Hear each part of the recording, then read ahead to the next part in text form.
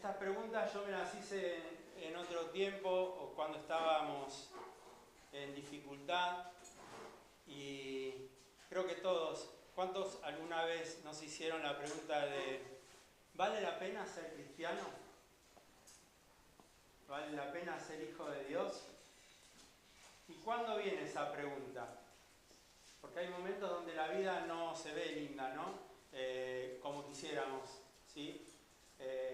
Tenemos problemas, enfermedades, ¿no? La economía no va como queremos, sufrimos pérdidas y cosas que nos van pasando a diario, ¿no?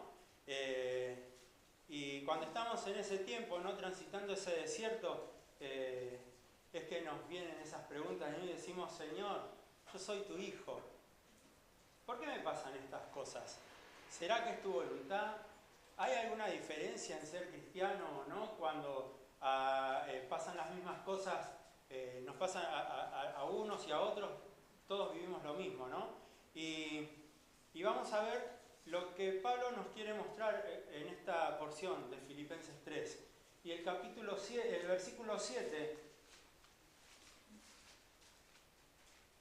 comienza diciendo: pero cuántas cosas eran para mí ganancia, las he estimado como pérdida por amor de Cristo. ¿Y de qué habla Pablo acá? Para saber eso tenemos que ir a unos versículos antes, arriba, en los versículos 4 al 6, y él ahí detalla sus credenciales que tenía antes de conocer al Señor, ¿sí? Era su currículum, digamos. Y en esa época valía mucho lo que una persona, de dónde era, si estudiaba, si era un gobernador o un maestro de la ley, alguien importante, ¿no? Y leemos desde el versículo 4, dice: aunque yo tengo también de qué confiar en la carne, si alguno piensa que tiene de qué confiar en la carne, yo más, circuncidado al 8º día, del linaje de Israel, de la tribu de Benjamín, hebreo de hebreos, en cuanto a la ley, fariseo, en cuanto a celo, perseguidor de la iglesia, en cuanto a la justicia que es en la ley, irreprensible.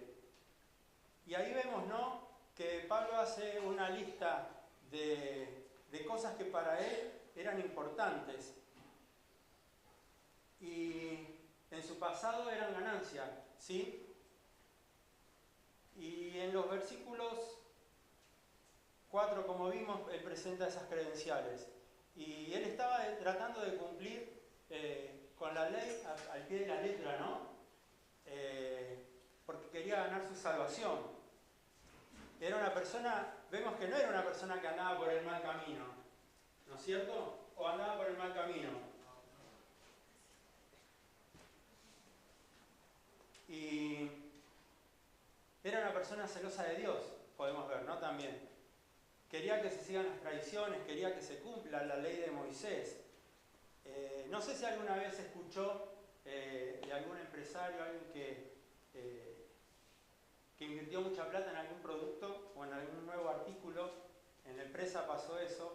En un principio quisieron fabricar cremas, bronceadores, y no se vendió ese producto. Lo mismo pasó, yo me acuerdo, porque me quedó esa anécdota, hace muchos años, creo que en el 98, 97, por ahí, Coca-Cola sacó mate cocido en lata, ¿sí? Nativa se llamaba. ¿Alguno la escuchó alguna vez? ¿Sí? Ah, bueno, porque a mí me había gustado, pero sé que fui el único porque nunca más lo hicieron. Entonces no sé cómo le habrá ido a Coca-Cola. Supongo que no habrá sentido mucho esa pérdida porque es una empresa grande. Pero hablando de una empresa chica, ¿no? Si ese artículo no se pudo vender definitivamente, ¿qué pasó? ¿Cómo se habrá sentido el empresario? Habrá tenido que ir a los libros contables, ¿no? Y ponerlo con saldo en rojo, o sea, como pérdida. Y no solamente perdió plata, ¿qué más perdió? Tiempo, esfuerzo, ¿no? En algo equivocado. Y Pablo tenía una lista de cosas en las que confiaba: sus buenas obras, su religión, los ritos, los sacrificios, pero cuando tenemos dudas, cuando creemos que hemos hecho tanto para Dios, de pronto pasamos por momentos difíciles y pensamos que es injusto pasar, ¿no?, por esa situación. Y decimos ahí, Señor, me congrego, diezmo, te sirvo, leo la Biblia, ¿por qué me pasa esto? Si a fulanito que no es cristiano le va mejor que a mí, ¿no? Y sigue diciendo Pablo ahora en el versículo 8 de Filipenses 3. Y ciertamente aún estimo todas las cosas como pérdida por la excelencia del conocimiento de Cristo Jesús mi Señor, por amor del cual lo he perdido todo y lo tengo por basura para ganar a Cristo. Amén. Y también investigando un poco, ¿no?, acá en los teólogos o los que estudiaron la palabra más en profundidad dicen que entre el versículo 7 y el 8 hay un tiempo que no se sabe bien cuándo es, pero bueno, debido a ese tiempo es que Pablo escribió, recordemos que estaba en la cárcel, ¿no? Y se cree que fue mucho tiempo después que comenzó, los primeros 7 versículos, y después escribió el 8, o sea que hubo un lapso de tiempo que no se sabe cuánto, pero en ese tiempo él tuvo varias experiencias en las que él puede decir y se basa, ¿no?, en lo que continúa diciendo, ¿no?, que todas estas cosas que antes eran importantes para mí, ahora las considero como pérdida por algo mucho mejor.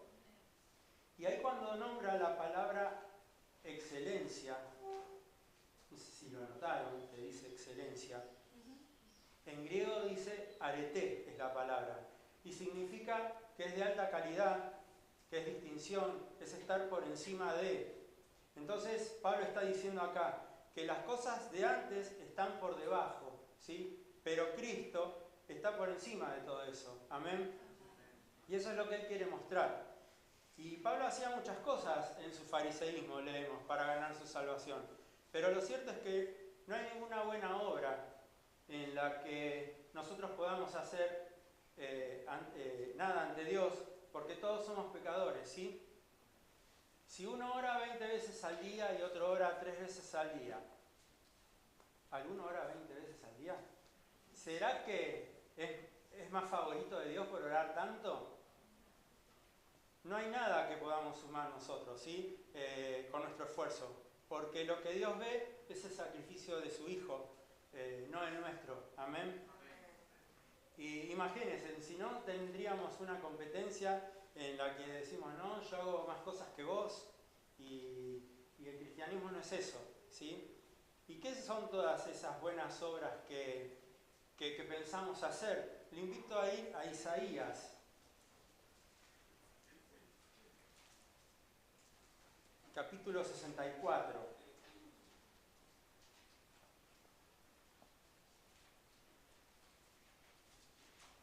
Versículo 6. ¿Lo tienen? Cuando lo tengan todos me avisan. ¿Estamos? Y dice, si bien todos nosotros somos como suciedad y todas nuestras justicias como trapo de inmundicia. Hasta ahí. ¿Y qué está diciendo acá, no? Que ante la santidad de Dios, todo lo que nosotros nos esforzamos, creyendo que es bueno y sabiendo que es bueno, aún son tan pequeñas que son como un trapo reutilizado varias veces delante de la santidad de Dios. No está diciendo que no las hagamos, pero está comparando nuestras obras con su santidad, ¿sí? Ahora, la palabra que utiliza para basura, Pablo, porque también dijo eso, ¿no? Y lo tengo por basura. Esa palabra en griego es más profunda, y es esquivalón la palabra, si suma al conocimiento. Y según los comentaristas estudiosos de del lenguaje, ¿no?, llegaron a un significado aproximado, ¿no?, porque no se ponen de acuerdo bien, pero ese significado de basura, que nosotros acá lo tenemos así, es más fuerte. Significa excremento, comida en mal estado o cadáveres a medio comer. ¿Sí? No sé si vieron alguna vez un documental y las aves de rapiña, cuando hay un león, un tigre muerto, van y lo comen, pero quedan pedazos de carne. Y eso empieza a podrirse y a largar mal olor. ¿Y qué nos quiere decir Pablo con esta palabra? Está diciendo que todas esas cosas anteriores no solamente eran inútiles, sino que también pueden terminar incluso siendo peligrosas y ofensivas, ¿no? Si nosotros comiéramos o tomáramos la leche que se pasó de vencimiento. ¿Nos va a caer bien o nos va a caer mal? Nos vamos corriendo al baño, ¿no? Capaz. Y corremos el riesgo de confiar en algo que es puramente terrenal. Y es ahí cuando nuestro enfoque cambia. Y comenzamos, ¿no? Señor, si yo me esfuerzo, decimos, es porque estoy enfocándome en mi esfuerzo terrenal. Si yo me esfuerzo de esta manera y me pasan estas cosas, ¿de verdad vale la pena seguir este camino? ¿No? Y volvemos. Y eso a veces nos hace desviar el enfoque. Y aquí en el verso 8, no solamente nos dice que estas cosas las tenemos como pérdida, como decía, sino que hay algo mucho mejor, que es la excelencia y del conocimiento de Cristo Jesús, dice Pablo. Y hay algo interesante aquí, porque cada vez que Pablo se refiere al conocimiento de Dios, no se refiere a un conocimiento académico o un conocimiento teórico, ¿no? Él se refiere a un conocimiento que se obtiene en base a una relación personal con alguien, ¿sí? Lo voy a llevar un poquito a la historia. A ver, ¿cuántos leyeron o estudiaron, creo que todos, del general Don José de San Martín? ¿Cuántos? ¿Todos? ¿Y qué me pueden decir de José de San Martín? ¿Qué dice la historia? ¿Es el padre? Muy bien. Sí, ¿qué más, Jerez? Muy bien. Y también, a ver si todo esta, creo que no la van a saber mucho, pero ¿y de qué color era el caballo? Ah, bueno, muy bien, la saben. Y otra cosa, ¿cómo?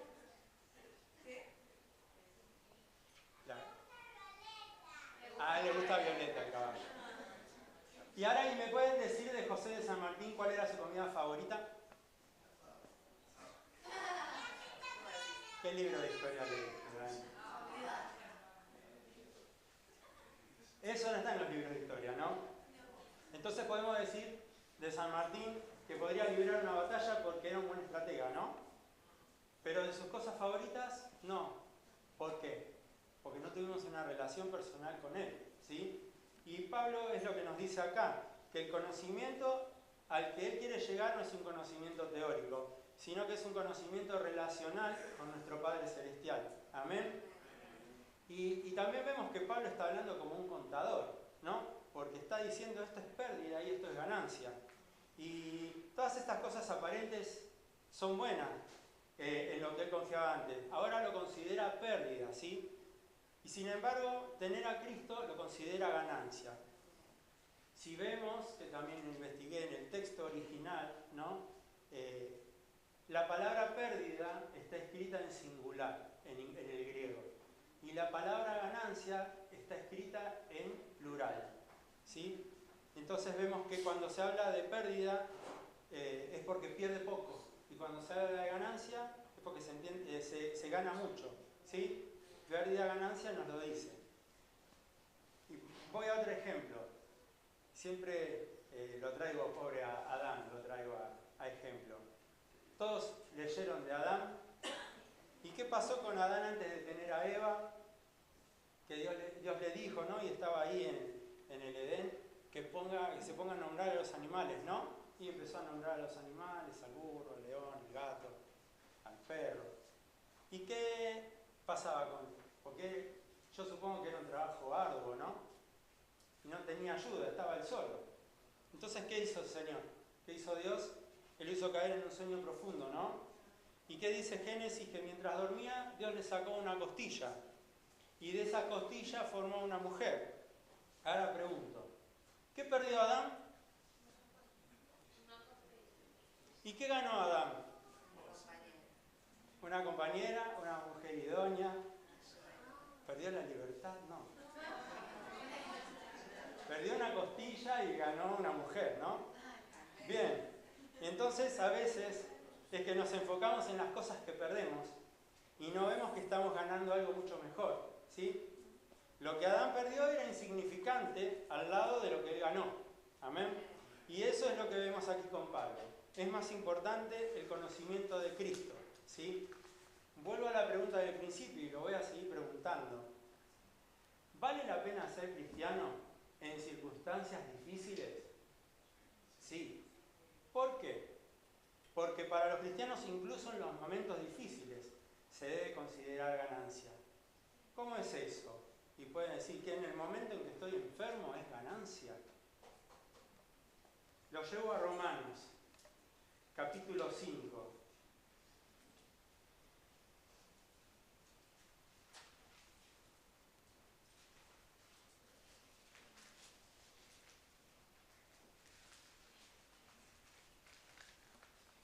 Capítulo 5, versículos 3 y 4.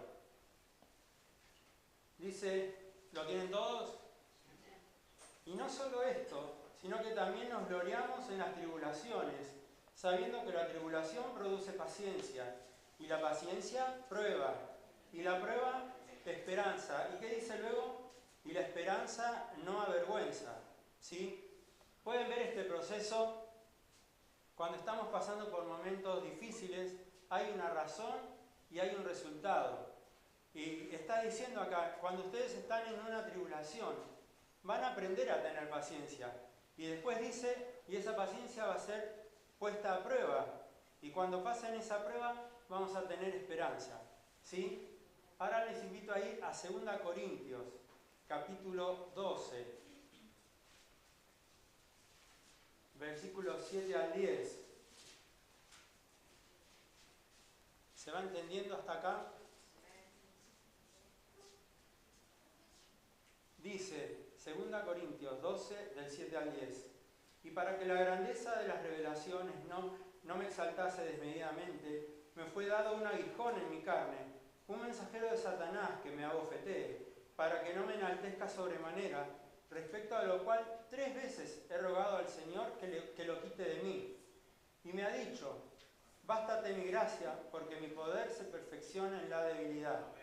Por tanto, de buena gana me gloriaré más bien en mis debilidades, para que repose sobre mí el poder de Cristo. Amén. Ser cristiano entonces no es perder cosas, ¿sí? Es cambiar lo temporal por lo eterno. Amén. Y cuando enfrentamos estos momentos de duda, son momentos de debilidad, a veces física y a veces de nuestra fe, pero son momentos que tenemos que pasar, aunque nos angustie, ¿sí? Entonces, ¿vale la pena ser cristiano? Claro que sí, porque estamos ganando algo eterno. Aunque lo temporal para nosotros, en nuestra humana manera de ver las cosas, sea una pérdida. Amén. Volvemos al versículo de Filipenses 3:9 ahora. Él termina diciendo que todo es basura para ganar a Cristo. Y en el 9 dice, y ser hallado en Él, no teniendo mi propia justicia, que es por la ley, sino la que es por la fe de Cristo, la justicia que es de Dios por la fe. Amén. Acá hago otro paréntesis. ¿Y alguna vez alguien leyó o lo conoce el libro del Progreso del Peregrino? Olviden, uno solo allá atrás. ¿Y la película? ¿La vio alguien alguna vez? Esa película del año 85, hoy hace muchos, muchos años. Nadie la vio. Le invito a que la pueda ver, ¿sí? Es un libro conocido y el escritor se llama John Bunyan, ¿sí? Y este escritor se basó en el versículo 9 para escribir este relato. Y que es re interesante porque está bueno cómo relata la vida del cristiano, ¿sí? El camino que transitamos nosotros hasta que el Señor nos venga a buscar, ¿sí? Y hay una similitud acá, que así como Pablo escribió a los filipenses desde la cárcel, John Bunyan escribió este libro desde la cárcel. Fue preso por predicar el Evangelio. Estuvo 2 meses y lo liberaron, pero le dijeron, no prediques más. ¿Qué hizo John? ¿Se cayó? No. Siguió predicando y por predicar lo encerraron 12 años después. Después fue puesto en libertad otra vez. Pero esta similitud, ¿no? Pablo desde la cárcel escribió a los filipenses, John Bunyan escribió este libro desde la cárcel y los dos estuvieron pasando momentos difíciles. Y son en esos momentos, ¿no?, en que uno se cuestiona si vale la pena estar aquí en este camino. Seguimos. Algunos piensan que no vale la pena ser cristianos porque es mucho esfuerzo. Hay que hacer esto, nos tenemos que levantar temprano, tenemos que leer la Biblia, tenemos que diezmar, es mucho esfuerzo, dicen. ¿Será eso así? El problema es el siguiente, ¿sí? Los cristianos tenemos a veces una forma equivocada de enfocar las cosas. Todos sabemos que es necesaria la fe. Y eso es lo que dice aquí al final, ¿no? Dice Pablo, la justicia que es de Dios por la fe, ¿sí? Pasa que muchas veces nuestra fe es subjetiva y no objetiva. ¿Qué quiero decir con esto? Todos saben que es objetivo y que es subjetivo, ¿no? Y la mayor parte de la Biblia habla de la fe objetiva, ¿no? Es el fundamento externo. No depende de cómo nos sintamos. Se basa exclusivamente en la palabra de Dios, ¿sí? En lo que Dios ya dijo, en la fuente, ¿sí? ¿Y cuál es el enfoque de la fe objetiva? Lo que Dios ya hizo fuera de nosotros. ¿Qué hizo fuera de nosotros? Por ejemplo, la cruz, la resurrección, sus promesas, ¿sí? También es inmutable, o sea que es una fe estable. Algunos pueden decir, no, bueno, si Dios lo dijo, yo lo creo y eso es suficiente. Ahora, en la práctica nos hace confiar de que nosotros somos salvos porque está escrito en la palabra de Dios que somos salvos, ¿sí? A diferencia de la fe subjetiva, que en cambio es una respuesta interna y algo subjetivo se basa en las emociones, en las interpretaciones, en las impresiones de las circunstancias. Hay momentos, no sé si a alguno le pasará, hay momentos que nos sentimos santos, ¿no? Y hay otros momentos que estamos en la reunión y decimos, wow, hoy se sintió la presencia de Dios. Y hay otros momentos en que nos dormimos. ¿No pasa? ¿No pasa? Acá no. Ahora, ¿qué es eso? ¿Es fe objetiva o subjetiva?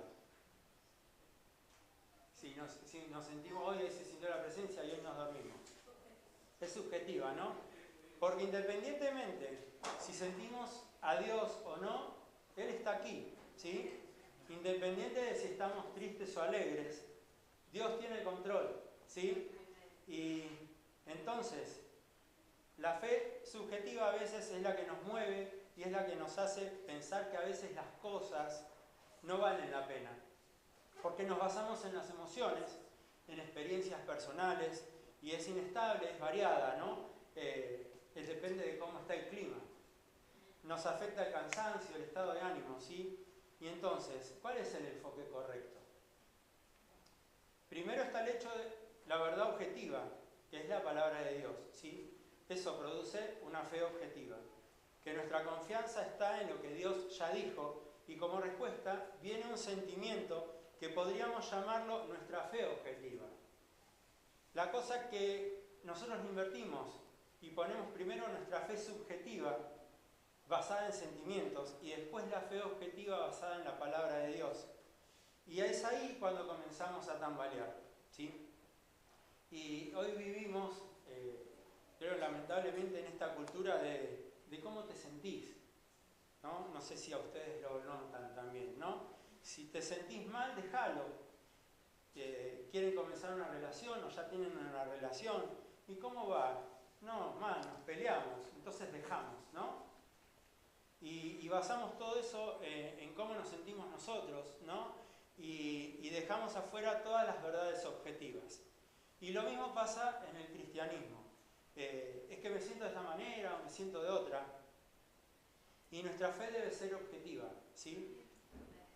Vuelvo a preguntar, ¿vale la pena ser cristiano? Claro, porque descansamos en las promesas de Dios y ya no estamos pensando en que debo actuar de una forma o de otra, ¿sí? Porque descanso en Dios y en lo que Él ya hizo y no en lo que tengo que hacer, ¿sí? Y sigue diciendo Pablo, vamos a los dos últimos versículos, el 10 y el 11.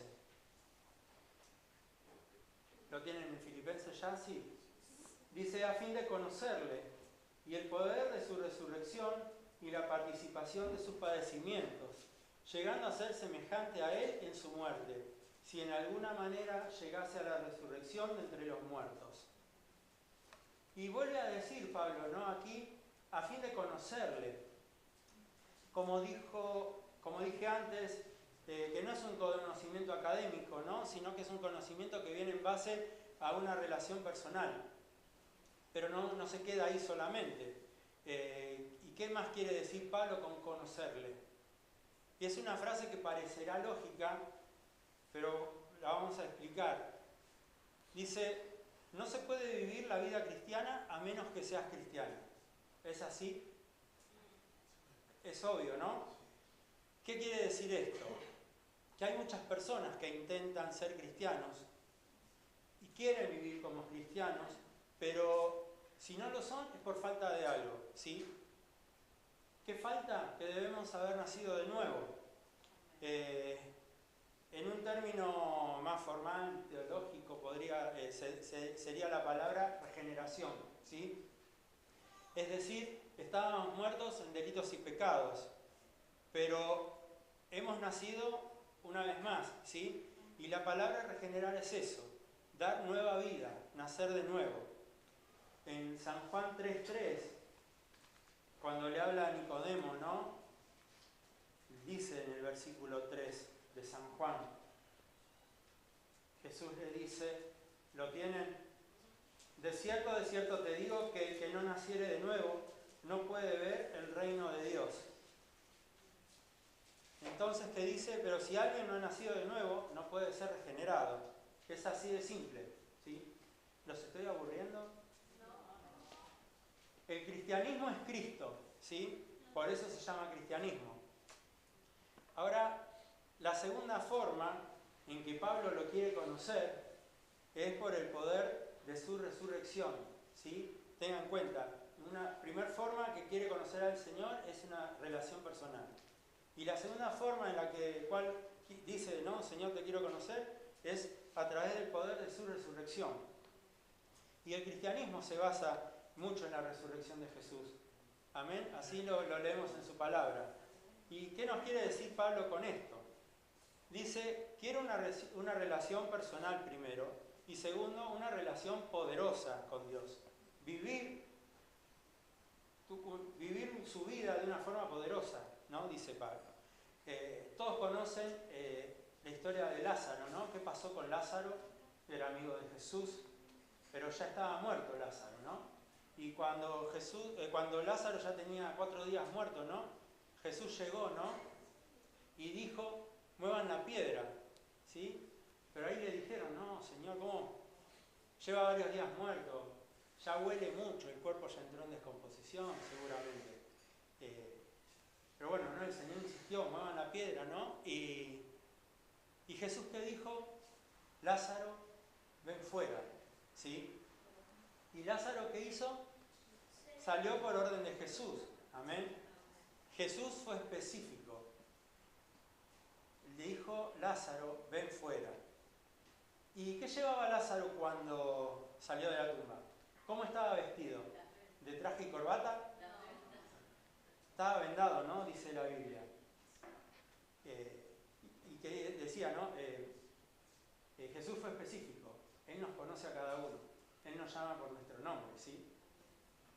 Y también que quería demostrar que él tenía el poder sobre la muerte y sobre la vida. Amén. Y una vez que Lázaro salió, que estaba vendado, ¿qué dijo Jesús también? Desátenlo y denle de comer, ¿sí? Entonces cuando Jesús dijo, Lázaro, ven fuera, eso representa tener nueva vida, ¿sí? El Señor nos rescata de la muerte y nos da una nueva vida, amén. Y cuando dijo, desátenlo y denle de comer, eso es dar fortaleza y alimento espiritual. Y también nos integra a nosotros, porque si bien Él hace la obra, nos pide a nosotros como cuerpo de Cristo que también ayudemos a aquel que está saliendo a una nueva vida, de ayudarlo a quitarse esas vendas y alimentarlo, ¿no? Acompañarlo en el crecimiento, en el camino del Señor, ¿sí? Y ¿a dónde es que vengo con esto? Que también está este problema, ¿no? Que hay muchos cristianos vivos, pero con el vendaje puesto. Por eso no pueden vivir, no podemos vivir plenamente la vida cristiana, ¿sí? Necesitamos quitarnos las vendas, que nos ayuden. Y ese es el proceso que Dios tiene para nosotros. Nos da una nueva vida, pero inmediatamente nos tenemos que sacar las vendas y darle a nuestro cuerpo espiritual, ¿no? Alimentarnos de comer de la palabra del Señor, ¿sí? Y hay una tercera cosa en la que Pablo dice que quiere conocer a Jesús, ¿sí? Como dije, la primera es una relación personal, no racional. La segunda es una relación poderosa, ¿sí? Pero también acá le está diciendo, Señor, también te quiero conocer con una relación dolorosa. Y ahí está, que dice participación de sus padecimientos, le dice. Y hasta la segunda forma de conocer al Señor veníamos bien, ¿no? ¿Quién quiere tener una nueva vida en Cristo? ¿Quién quiere ser victorioso y vivir no solo en victoria, sino de poder en poder? ¿Quién quiere padecer como Cristo? Y ahí sonó el grillo, ¿no? Porque hasta la segunda veníamos bien, ¿no? Y es acá donde decimos, no, esa parte no es para mí. Lo anterior estaba bien, ahora esto no, mejor paso. ¿Sabe una cosa? No existe persona en este mundo que no esté sufriendo de alguna manera. ¿Sí o no? Todos sufrimos de algo. Amén. Mucho o poco. Pero todos estamos sufriendo de alguna manera. Así que con Cristo o sin Cristo vamos a sufrir. La diferencia es que en Cristo tenemos la confianza de que Dios nos está cuidando y protegiendo, ¿sí? Nos está dando la salida, la sabiduría, las herramientas para enfrentar esos momentos difíciles, ¿sí? Por eso, ¿vale la pena ser cristiano? Una palabra que me gusta mucho. Obvio. Porque aunque suframos, tenemos a Cristo de nuestro lado, ¿sí? Y es muy importante saber responder adecuadamente al sufrimiento. Hay personas que no responden de manera que responden de manera equivocada al sufrimiento, ¿no? Lo podemos ver, por eso hay tanto suicidio, tantas familias rotas, matrimonios rotos. Y lo que dice Pablo es, Señor, te quiero conocer de esta forma también. Y no es que Pablo haya querido ser masoquista y que haya dicho, quiero sufrir. No, él quería un conocimiento íntegro con el Señor, ¿sí? El mismo Pablo dijo, lo leímos recién, me fue dado un aguijón en la carne y le he pedido 3 veces que me lo quite, pero me dijo que no. ¿Y qué le respondió el Señor? Bástate mi gracia, porque mi poder se perfecciona en la debilidad. Amén. Alguien anónimo dijo por ahí que el mismo sol que derrite la cera endurece el barro, ¿sí? 2 cristianos pueden estar pasando la misma prueba, ¿sí? Pero de pronto uno termina dócil y moldeado por el Señor y el otro termina endurecido y alejado, ¿sí? ¿Cuál de los dos queremos ser? Las pruebas llegan, ¿no, hermano? Las pruebas llegan y a veces en combo. Y cuando llegan en combo es que viene ahí la duda, ¿no? Y decimos, ¿por qué, Señor, me pasa esto? Si hago todo bien. Y Pablo nos muestra de que no se trata de lo que hacemos, se trata de que este es un tiempo de aprendizaje, ¿sí? Y es donde Dios nos está formando y donde nos afirma. Uno de los secretos de la vida cristiana es experimentar la amargura, pero no hacerse amargados. Esa es la clave. El cristianismo no es una religión de domingo, es una relación a diario, ¿sí? Y eso es lo que Pablo nos está mostrando. Recuerden que Pablo perdió todo, ¿sí? Su empleo, su reputación, sus amigos, su seguridad física, incluso su vida. Pero ganó algo mucho mejor, ¿sí? Jesús dijo en San Marcos, capítulo 10,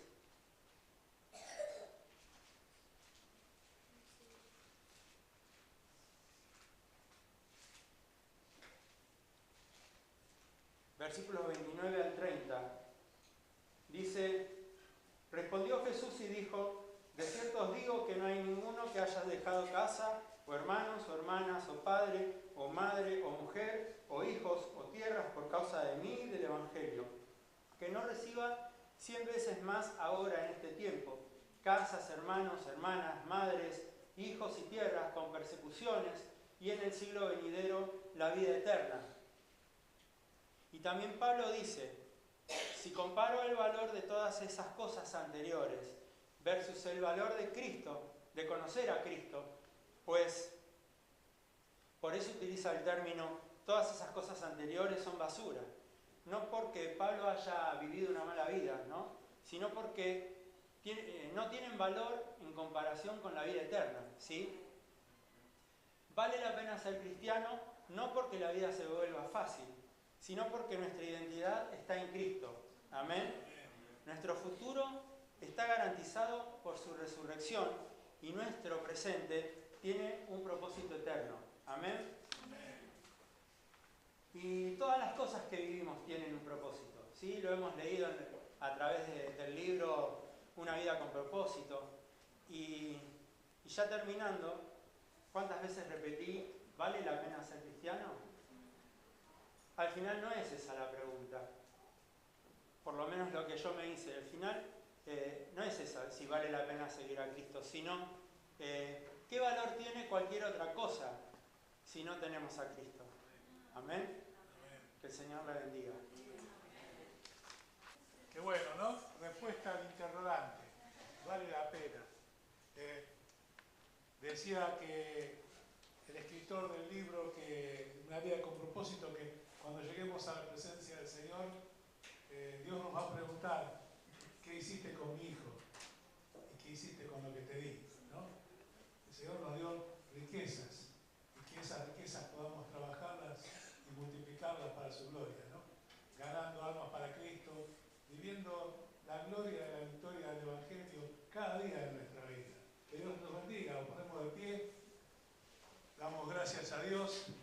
Señor, te damos las gracias por esta mañana que podemos disfrutar en tu presencia, Señor. Podemos cantar juntos, alabarte, adorarte, bendecir tu nombre. Podemos escuchar tu palabra, Señor, que nos alimenta, nos fortaleza, que nos da esperanza, Señor, y nos da las armas para enfrentar la batalla de cada día, Padre. Señor, gracias por esta palabra y te pedimos que tu Espíritu Santo la esté prosperando y trabajando en cada corazón, Señor. Que en aquel momento que estamos quizás tranquilos, descansando, que esa palabra pueda venir a nuestra mente, a nuestro corazón y recordarnos, Señor, y tu Espíritu Santo nos esté hablando, Padre, porque te necesitamos cada día de nuestra vida. Gracias, Señor, por el privilegio de poder conocerte, Señor. Gracias,